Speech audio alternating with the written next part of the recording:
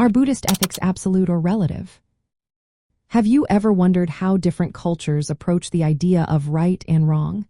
Today, we will look at Buddhist ethics and whether they are absolute or relative. This question is fascinating because it challenges our understanding of morality. Buddhist ethics cannot be easily placed into the categories of absolute or relative as seen in Western thought.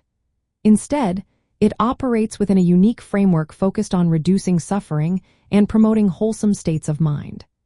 At its heart, Buddhist ethics serves as a guide for living harmoniously and alleviating suffering, known as dukkha. The ethical guidelines in Buddhism come from the Four Noble Truths. These truths identify suffering as a fundamental part of life, caused by craving and attachment. They also suggest a path, called the Noble Eightfold Path, to end suffering. In this context, ethical behavior is measured by its effectiveness in reducing suffering and aiding in liberation, known as nirvana. Unlike absolute ethics, which dictate universal and unchanging moral laws, Buddhist ethics is more about training and practice. It emphasizes the cultivation of qualities like kindness, compassion, and wisdom. The ethical precepts in Buddhism act as training rules rather than strict commandments.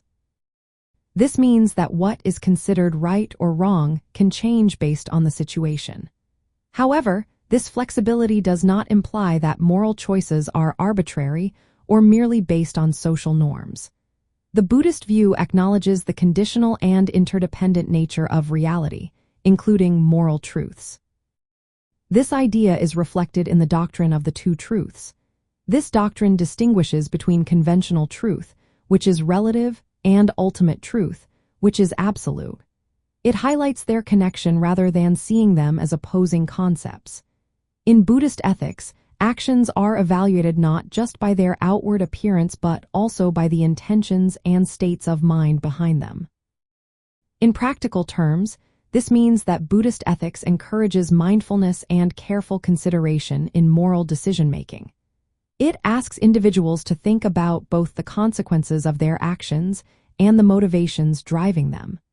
The focus is on inner growth and developing virtues that lead to liberation from suffering, rather than simply following rigid moral rules. So, are Buddhist ethics absolute or relative? They are neither strictly one nor the other. They offer a flexible ethical framework that is sensitive to intention and context.